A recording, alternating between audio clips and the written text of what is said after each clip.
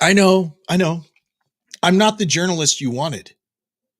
I'm the journalist you need. It's time for the what is this show? It's the Classic Guitar Rock Daily Update. And boy, do we have updates today. Lots of touring stuff in the news. Robert Plant. You know, Robert Plant's been doing this thing with Alison Krauss now for a long time. It's like going back to his bluegrass roots. Does he have bluegrass roots? Alison Krauss, super talented, literally sings like an angel, right? Just very talented lady. And if you ever get a chance, I mean, with or without Robert Plant, Alison Krauss, I'm going to get in big trouble for saying this. She's the draw. I mean, she's the big draw of the duo. Nothing against Robert Plant, but Alison Krauss just phenomenal. But they've been doing this thing together for a while, and I think they've won like Grammys and stuff for this kind of rootsy stuff that they do. And of course, they always will kind of do some couple Led Zeppelin tunes. It's really cool, and it's cool to see Plant singing this type of music, and it's just great. So Robert Plant and Alison Krauss will hit the road this year, launching a 2-month run of North American shows. In June, it's the Can't Let Go tour. It's going to start in Tulsa, Oklahoma on June 2nd. Plus, they're going to do 3 dates up in Canada. I've been to Canada. It's like a whole other country up there. It's not too far from where I am. An hour and a half. I'm in Canada.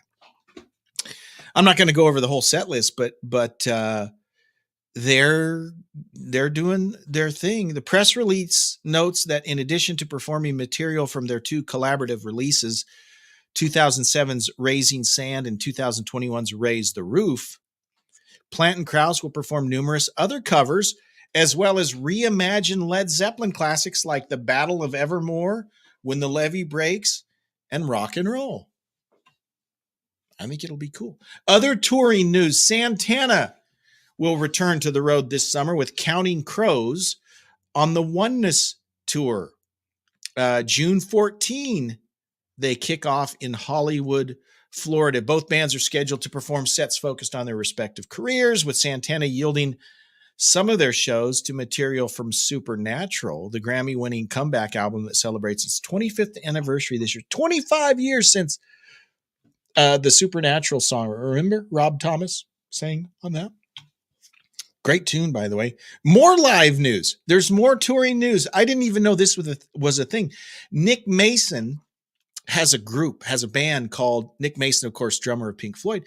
He has a band called Saucer Full of Secrets, which of course was, I believe, Pink Floyd's second album, I think. That was one of the early albums before Gilmour was in the band. Saucer Full of Secrets is the name of this band now. They've announced a run of UK tour dates for June. June is the month, guys. June is the month. And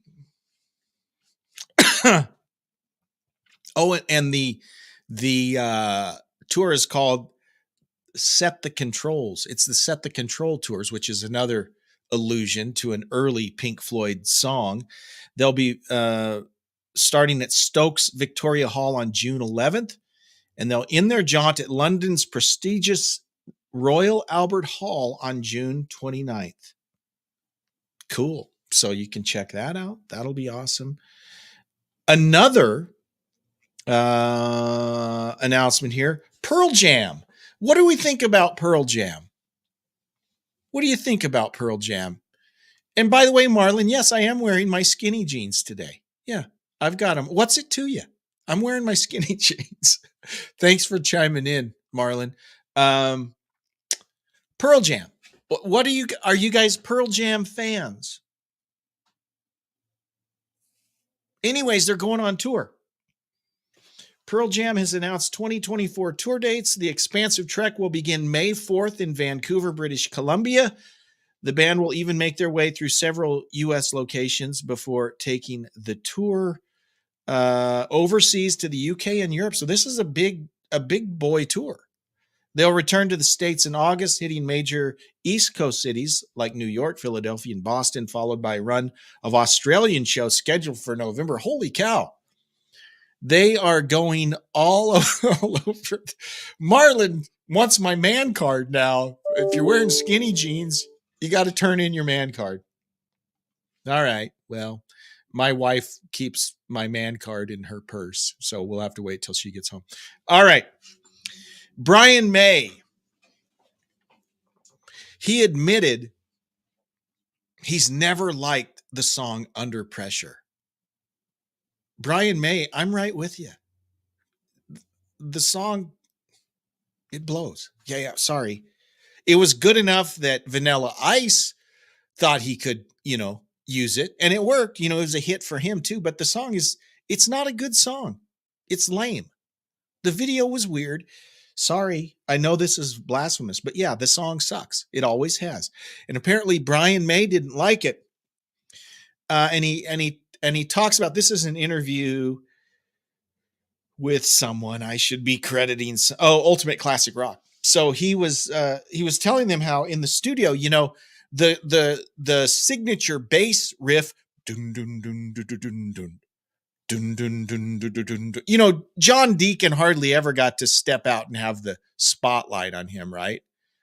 However, Another One Bites the Dust, famous bass riff. Under Pressure, famous bass riff. Well, he's in the studio and David Bowie's like, dude, don't play it like that. And John's like, I'm the bass player. I'll play it as I wish. And anyways, there was a bunch of contention. Brian says that in the original version, it was a lot more guitar heavy, and that's what the song misses. There's no rockin' Brian May guitar. There's kind of a part at the end where there's some wailing guitar, but for the most part, it's a neutered song. It's not a good song. Nothing wrong with the bass riff. Where am I going with this? Brian May didn't like it. He said, but it was David Bowie. We didn't want to fight with David Bowie. So he kind of took it over. And the final version, all the guitar was taken out. He and Freddie were fighting about how they're going to do it. And it ain't a good song. Sorry. Not a good song. He says, I remember David reaching over to John and saying, no, don't do it like that. He's talking about the bass part. John says, excuse me, I'm the bass player, right? This is how I do it. But Brian May says, but somebody had to take the helm. Somebody had to decide what you actually use. And that person was David, because he went, I'm doing it. I'm doing it. Being David Bowie, we all went, oh, okay. And let's see, what I want to read another part. Oh, he said at the beginning, it was really heavy, right? It was really heavy. And well, the good news is, Marlon, is true. There's no saxophone. If they would have given Bowie any more time, there probably would have been a saxophone. So you're right. It could have been worse. So Brian May said, originally it sounded very heavy, power chords. He said it sounded like The Who. He said, I was beaming. I remember saying to David, oh, it sounds like The Who, doesn't it? He's all excited. And Bowie says, yeah, well, it's not going to sound like The Who by the time I'm finished with it. He didn't want it that way. He didn't want it to sound like The Who. May decided not to keep pushing. Again, he didn't want to fight with David Bowie. Quote, I think it's probably the only time in my career I bowed out because I knew it was going to be a fight. So basically, it was Freddie and David fighting it out in the studio with the mix. And what happened in the mix was that most of that heavy guitar was lost. I never liked it, to be honest, the way it was mixed, but I do recognize that it works. It's a point of view, and it's done very well, and people love it. I don't. But when they play it live, he says, it's a lot different than the recording. We bring back a lot of the guitars and all that stuff. Quote, David was an awesome creative force, but you can't have too many awesome creative forces in the same room. It starts to get very difficult. Something has to give. So, hey, you know what? I'm not a fan of the song either. And it's good to know that Brian May agrees with me. Iron Maiden singer Bruce Dickinson says that he lost his temper when he blasted a fan as a Greek C word. There's too many. I was trying to clean this up for fan. I can't. I mean, there's too many bad words in this. And maybe you've seen this video. So they're playing a couple of years back. It was July 16th, 2022. They're playing in Greece, playing in Athens, Greece. This is from the This Is Why We Can't Have Nice Things file, by the way. They're playing a show in Greece, and some bonehead lights a flare. Okay. You know, like the flares you see out on the highway or whatever when there's an accident, he lights a flare. So there's stuff flying all over, there's smoke, and Bruce lost it. Bruce, kind of known for getting a little grumpy on the stage at the crowd, but usually they deserve it, right? This guy lighting up a flare, he deserved it. And Bruce let him have it. So he goes on this rant. They're playing the intro to Number of the Beast. You know, they're doing all this. The flare's going up. And then Bruce is ranting at this guy at the beginning of Number of the Beast. And then he leaves the stage for a while. And he comes back and his timing's off and he's kind of messed up. But he was not happy with this fan who's lighting a flare at their concert.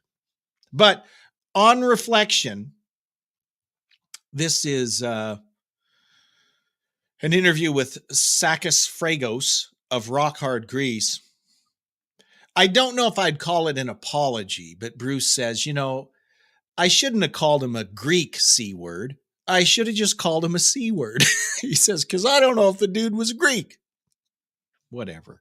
But just a tip, right? Don't take a flare to a concert. It ain't that hard. You know, leave your flares at home. It's like people, this is going to get me in trouble.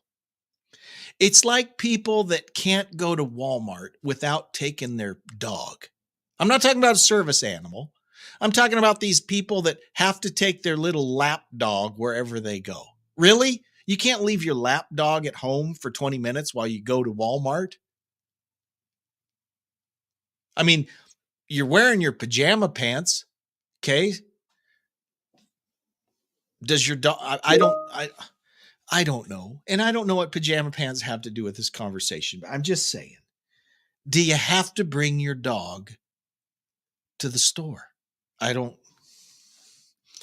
you have to bring your flare to the Iron Maiden concert? No, I don't think so. I think you'll be fine if you leave your flare at home. I'm just saying. Just saying. All right. Guys, thank you so much for watching the update today. Thank you for following us. We're up to over 56,000 followers on X. We appreciate it. And remember, if you're following us on X for just $1 a month, you can help us with our plan for world domination. $1 a month to be a subscriber is all it takes. So if you can spare that, it means a lot, helps us. Just hit that subscribe button in X. Thank you for following us. Email me, classicguitarrock@mail.com. We'll do it all again tomorrow. Thank you. Live long and prosper. Bye-bye.